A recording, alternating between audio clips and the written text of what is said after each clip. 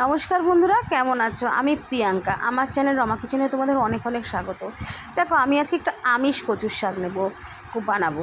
এখানে আমি আমিষ কচুর শাক বানাতে গিয়ে আমি কী নিয়েছি দেখো। কচুটাকে ভালো করে সেদ্ধ করে আমি ভাপিয়ে নিয়েছি, ভালো করে ভাপিয়ে চটকে নিয়েছি। দেখতে পাচ্ছ কচুর শাকটা খুব সুন্দরভাবে গলে গেছে। এখানে নিয়েছি আদা, রসুন আর লঙ্কা বাটা।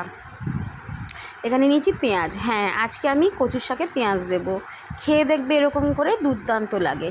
আর এখানে তোমার নিয়ে নিয়েছি জিরে, মৌরির পাঁচফোড়নের বদলে জিরে। আর এখানে নিয়েছি মাছের মাথা, যেহেতু আমিষ করবো সেজন্য জিরে দিলাম।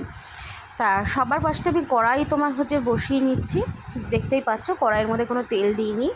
এর মধ্যে আমি শুকনো কড়াইটা গরম হয়ে গেছে, এর মধ্যে আমি মশলাটা দিয়ে দিয়েছি। তা এই মশলাটার মধ্যে আমি আগেই বলেছি কী কী লাগছে। রসুন, আদা আর কাঁচা লঙ্কা বাটা। এটা শুকনো কড়ার মধ্যে ভালো করে নেড়ে নেব। এবার আমি একটু ভালো করে এটাকে টেনে গেলে জলটা একটু, লঙ্কার জলটা একটুখানি টেনে টেনে গেলে এর মধ্যে দিয়ে দেবো হলুদ। এখন আমি এর মধ্যে হলুদ অ্যাড করে দেবো। পরিমাণ মতন হলুদ দিয়ে দিচ্ছি, খুব অল্প। ভালো করে মিশিয়ে নিচ্ছি।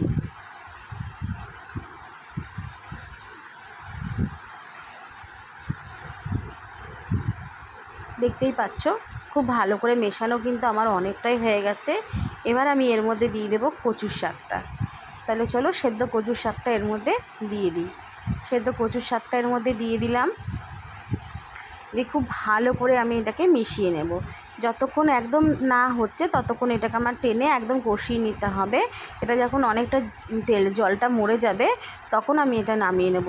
ততক্ষণ অবধি আমাকে এটাকে কিন্তু ভালো করে কষিয়ে যেতে হবে। এই কচুর শাক রান্নাটা এত অসাধারণ খেতে, এটা কিন্তু আমি বিয়েবাড়ির স্টাইলে কিন্তু করছি। বিয়েবাড়িতে কিন্তু দুপুরবেলার যখন করে, অনেক সময় আমাদের এখানে দুপুরে কচুর শাক তোমার করে। সেই ক্ষেত্রে কিন্তু তোমার মানে আমাদের এখানে কচুর শাক করে খাওয়ায়। তা সেই ক্ষেত্রে এরকম করে। এর মধ্যে এবার নুন অ্যাড করে দিলাম, নুন দিয়ে দিলাম। নুন দিয়ে আরেকটু ভালো করে আমি কষিয়ে নেব। খুব ভালো করে কষিয়ে নিচ্ছি, দেখতেই পাচ্ছ। আর আমি নিরামিষ কচুর শাক এর আগে নারকেল, ছোলা, বাদাম দিয়ে দেখিয়েছিলাম। আর একবার তোমাদের ইলিশ মাছের মাথা দিয়ে দেখাবো যে কি করে করছি। এটা আমি দেখাচ্ছি একদম আমিষ, এর মধ্যে পেঁয়াজ পড়ছে, দেখতেই পাচ্ছ তোমরা। এরকম করে বাড়িতে তোমরা তৈরি করে খেয়ে দেখবে বন্ধুরা, অসাধারণ লাগে। দেখতেই পাচ্ছ অনেকটাই টেনে গেছে, একদম হয়ে গেছে। কড়া থেকে নেমে মানে খুলে যেগুলো লেগেছে সেগুলো খুলে আসছে, দেখতেই পাচ্ছ একদম হয়ে গেছে। তা আর একটু আমরা টেনে নেব, দিয়ে আমরা নামিয়ে নেব। চলো নামিয়ে নিই। আমরা নামিয়ে নিয়েছি। এবার পরিমাণ মতন অল্প পরিমাণে তেল দিলাম। এবার এখানে তোমার একে একে সব কিছু দেবো। এবার ফার্স্টে এখানে দেব জিরে, পরিমাণ মতন জিরে দিয়ে দিলাম। এবারে দিয়ে দেবো পেঁয়াজ। জিরেটা একটু ভাজা ভাজা করে আমি এর মধ্যে দেবো পেঁয়াজ। জিরেটা আমার একটু অনেকটা ভাজা ভাজা হয়ে এসছে। এবার আমি এর মধ্যে দেব পেঁয়াজ দিয়ে দিই। পেঁয়াজ দিয়ে দিচ্ছি। পেঁয়াজটা একটু লাল লাল করে ভেজে আসলে এর মধ্যে দিয়ে দেব তোমার কাশ্মীরি মির্চ, গরম মশলা সব দিয়ে দেবো। তা আমি একটু মাছের মাথাটা, পেঁয়াজটা হয়ে এসছে, ভাজা মাছের মাথাটা এখনই দিয়ে দিলাম। কারণ তোমরা পরে দিতে পারো, কিন্তু আমি এখনই দিয়ে দিলাম। এবার আমি এর মধ্যে দিয়ে দেব তোমার গরম মশলা। এটা আমি সানরাইজের গরম মশলা, প্লেন গরম মশলাটা ব্যবহার করছি। অল্প পরিমাণে গরম মশলা দিয়ে দিলাম। এবার আমি দিয়ে দেবো এর মধ্যে কাশ্মীরি মির্চ। অপশনাল, এগুলো দিতেও পারো, নাও দিতে পারো। যদি গরম মশলা বা কাশ্মীরি মির্চ না থাকে দিও না, কোনো ব্যাপার না। এবার ভালো করে এটাকে আমি নেড়ে নেব। খুব ভালো করে নেড়ে নিচ্ছি।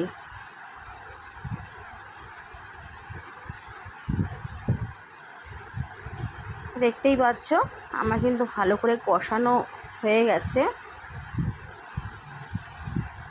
এবার আমি এর মধ্যে কচুর শাকটাকে অ্যাড করে দেব। কচুর শাকটাকে আমি দিয়ে দিলাম। এবার আমি ভালো করে মিশিয়ে দেবো কচুর শাকটার সঙ্গে মশলাটা।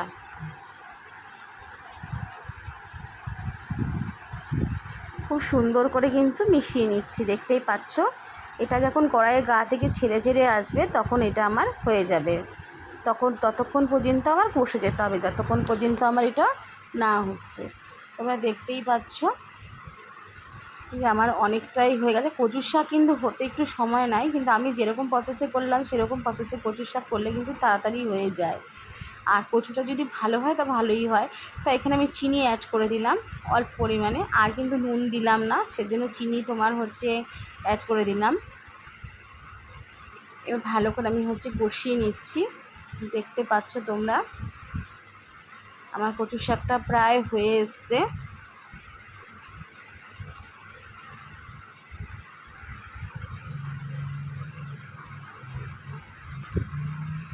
একদমই হয়ে এসছে।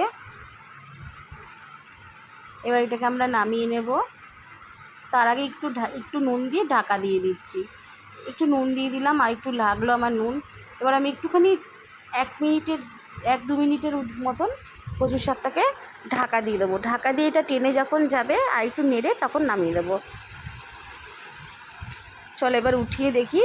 আমার অলরেডি কচুর শাকটা জলটা টেনে গেছে, মরে গেছে, যেটুকু ছিল সবটাই মরে গেছে, দেখতেই পাচ্ছ তোমরা। আমার কিন্তু আরেকটু ভালো করে আমি কষিয়ে নিচ্ছি।